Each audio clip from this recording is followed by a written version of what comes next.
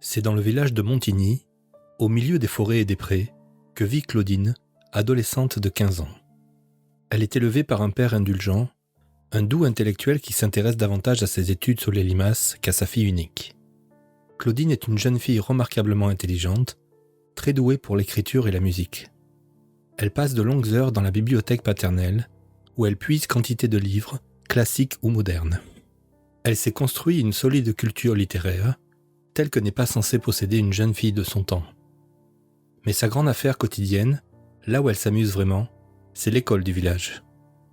Là, elle trouve ses camarades, la grande Anaïs, longue fille au teint jaunâtre et au caractère fourbe.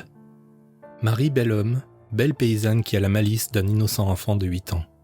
Et les jumelles Jaubert, silencieuses et dissimulées. Celles-ci font partie des grandes, celles qui vont tenter d'obtenir à la fin de l'année le brevet élémentaire qui marque la fin des études pour la plupart des jeunes gens de cette fin du 19e siècle. Elles jouent encore à des jeux d'enfants, se poursuivent dans la cour, disputent des parties de billes et dévorent les crayons qu'on leur donne en fourniture scolaire. Mais 15 ans, c'est aussi l'âge où le corps et l'âme sont traversés par certains émois. Et si ces jeunes filles pas vraiment innocentes ne savent pas encore analyser tout ce qui se passe en elles, les adultes qui les entourent possèdent déjà toutes les règles de jeux ambigus.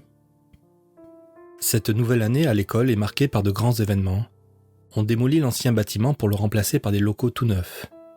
Mais surtout, arrivent de nouveaux maîtres. Il y a d'abord Mademoiselle Sergent, femme laide et autoritaire, dont l'allure en impose, accompagnée de la mignonne Mademoiselle Aimée Lantenay. Elles auront la charge des classes de filles. Arrive aussi Antonin Rabastens, avenant marseillais, persuadé qu'il est doté d'un charme irrésistible, et Armand Duplessis, surnommé Richelieu. Ils instruiront les garçons. Tout ce monde s'installe à Montigny. Très vite, une relation de tendre affection s'installe entre Claudine et Mademoiselle Lantenay, faite de câlineries et d'embrassades. Mademoiselle Sergent a tôt fait de mettre fin à cette amitié, et Claudine comprend vite que la directrice entend garder Aimée pour elle seule. Un étrange climat s'installe dans l'école, où les élèves stupéfaites voient grandir entre les deux femmes une affection dont elles dissimulent à peine les signes. Un qui ne voit rien, c'est le nouvel instituteur, Armand Duplessis. Il tombe fou amoureux d'Aimée. Le joli petit couple va même jusqu'à se fiancer.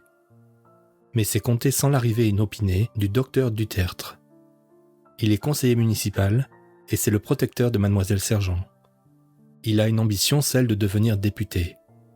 En attendant ce jour, il visite régulièrement l'école, où il aime examiner de très près, n'est-il pas médecin, les grandes filles qui vont présenter le brevet, particulièrement cette Claudine aux yeux si intelligents et à l'allure si peu paysanne.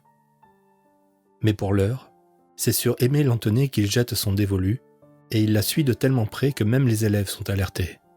Le malheureux fiancé a enfin vent de la chose et décide de casser la figure du conseiller. Cela provoque un épouvantable scandale, et le jeune instituteur est déplacé. Le temps passe, la relation entre la directrice et son adjointe est visible de tous. Le bel Antonin Rabastens donne des cours de chant aux grands élèves et se déploie des trésors de séduction, du moins le croit-il. Une nouvelle élève arrive dans l'école, Luce, la petite sœur d'Aimée Lantenay. La jeune fille doit elle aussi présenter le brevet. Câline comme une chatte, comme sa sœur, elle tente de gagner la tendre amitié de Claudine, qui trouve plus amusant de la battre de temps en temps. Claudine grandit et jour après jour, peu à peu, quitte le monde de l'enfance et ses jeux. Bientôt le moment de présenter le brevet arrive. Mademoiselle Sergent accompagne les candidates au chef-lieu pour les quelques jours de l'examen. Les jeunes filles passent d'abord des épreuves écrites, qui leur ouvrent ou non les portes des épreuves orales. Il fait chaud, les épreuves sont difficiles et rébarbatives, faites d'écriture, de dictées compliquées, de problèmes presque insolubles, de connaissances inutiles dans la vraie vie, et ne concernent hélas que des sujets arides. Cependant, après bien des émotions, Claudine et la plupart de ses camarades sont reçus. Elle rentre triomphalement à Montigny, où l'on prépare une grande fête. Un ministre, ami du docteur Dutertre, doit venir en visite. C'est l'effervescence dans la petite cité. Tout le monde prend participe aux préparatifs des festivités. Les jeunes filles de l'école passent des heures à fabriquer les fleurs en papier qui orneront les murs de la nouvelle école. Quand le ministre arrive, c'est la fête au village. On mange, on rit, on danse, on s'amuse. On boit aussi, trop. C'est ce qui arrive au docteur Dutertre, enivré par le succès et l'alcool, qui finit par disparaître trop longtemps avec la directrice. Et c'est la mère de celle-ci qui fait éclater un nouveau scandale, en surprenant le couple et en chassant l'indélicat conseiller en chemise, sans lui laisser le temps de se vêtir. C'est le point d'orgue égrillard de cette histoire champêtre qui marque les adieux de Claudine au monde de l'enfance. Dans quelques semaines, elle quittera Montigny et partira pour Paris.